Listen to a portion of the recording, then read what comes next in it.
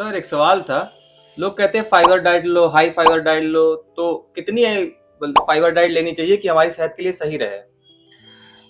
High fibre के लिए आपने बहुत बार सुना होगा कि लोग कहते हैं जब भी आप किसी के पास में सलाह के लिए जाते हैं तो आपको यही बताया जाता है कि आप हाई फाइबर डाइट लीजिए, चाहे वो कॉन्स्टिपेशन से बचने के लिए हो, चाहे पेट रोगों के लिए हो, या कई बार जो डायबिटीज़ के पेशेंट होते हैं उनको भी डॉक्टर हाई फाइबर डाइट लेने की सलाह देते हैं।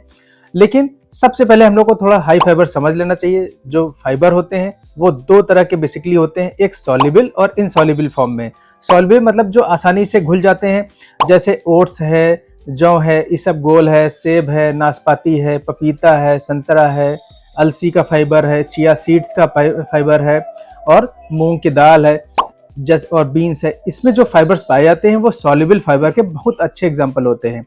जबकि जो इनसॉल्युबल फाइबर होते हैं वो घुलनशील नहीं होते हैं, जैसे गेहूं का चोकर है, या गेहूं की रोटी है, ब्राउन राइस है, फूल गोभी है, पत्ता गोभी है, भिंडी में पाया जाने वाला फाइबर है, गाजर है, मूली है, इसमें पाया जाने वाला फाइबर है, सेब का छिलका कितना कड़ा होता है, ऐसे ही मूंगफली है, साबुत अनाज में या होल ग्रेन्स में जो फाइबर पाए जाते हैं, ये इनसॉल्युबल फाइबर के एग्जाम्पल होते हैं।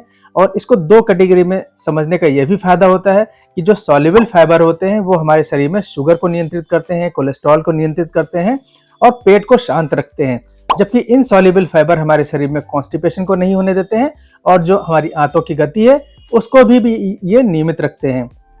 तो जो भी पेट के रोगी हैं उनको सॉल्युबल फाइबर खाने चाहिए। जो भी कॉन्स्टिपेशन या अन्य संबंधित बीमारियों से के रोगी होते हैं उनको ऐसा फाइबर खाना चाहिए जो इनसॉल्युबल है। और सबसे बड़ी बात आती है कि हम कितनी मात्रा में फाइबर को लें। हम 100 ग्राम ले लें, 200 ग्राम ले लें, कि हम 500 ग्राम फाइबर खा लें। अगर हम लोग देखें तो जो नई रिकमेंडेशंस हैं वो एक हेल्दी आदमी के लिए 25 से 38 ग्राम पर डे रिकमेंड करती हैं। अगर कोई पेट का रोगी है तो उसको 18 से 25 ग्राम का रिकमेंडेशन है। अगर कोई कब्ज का रोगी है या कॉन्स्टिपेशन का पेशेंट है उसके लिए 22 से लगभग 30 ग्राम पर डे का रिकमेंडेशन है। अगर कोई आईबीएस या इस तरह गैस या ब्लॉटिंग का कोई पेशेंट है उसके लिए जो फाइबर की मात्रा है वो 15 से 20 ग्राम पर डे होती है।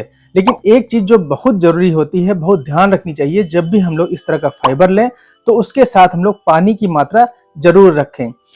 जो रिकमेंडेशन है वो 10 ग्राम अगर हम लोग फाइबर लेते हैं तो उसके साथ हम लोग को 1 लीटर फाइबर लेना चाहिए, 1 लीटर पानी लेना चाहिए। अगर हम लोग पानी की मात्रा कम कर लेते हैं तो यही फाइबर जो हम लोग ले रहे हैं यही हमारे आंतों में कॉन्स्टिपेशन करेगा, पेट फूलने लगेगा, मरोड़ और दर्द के साथ के सिम्टम हम लोग को आने लगेंगे। जो कॉमन मिस्टेक हम लोग कई बार करते हैं, हम लोग सिर्फ और सिर्फ सलाद लेने लगते हैं या बिना पानी के हम लोग फाइबर लेने लगते हैं। फाइबर तो लेते हैं लेकिन उतना पानी नहीं लेते हैं।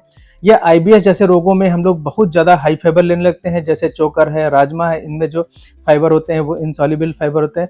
ये हम लोग इन चीज़ों को लेने लगते हैं और एक दिन में हम लोग रिकमेंडेड डोज से बहुत ही ज़्यादा फाइबर खाने लगते हैं, जिससे हमारे शरीर पेट में मरोड़ होने लगता है, दर्द होने लगता है और हमें कॉन्स्टिपेशन की प्रॉब्लम और ज़्यादा हो जाती है।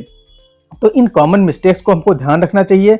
सबसे ज़्यादा जरूरी जो चीज़ है कि हम लोग को हाई फाइबर तो लेना चाहिए, लेकिन उसके साथ में फाइबर का जो टाइप है, क्वांटिटी है और टाइमिंग, ये बिल्कुल सही होना चाहिए। तभी हम लोग हाई फाइबर डाइट का सही और सही जो हमारे शरीर में उपयोग है वो देख पाएंगे।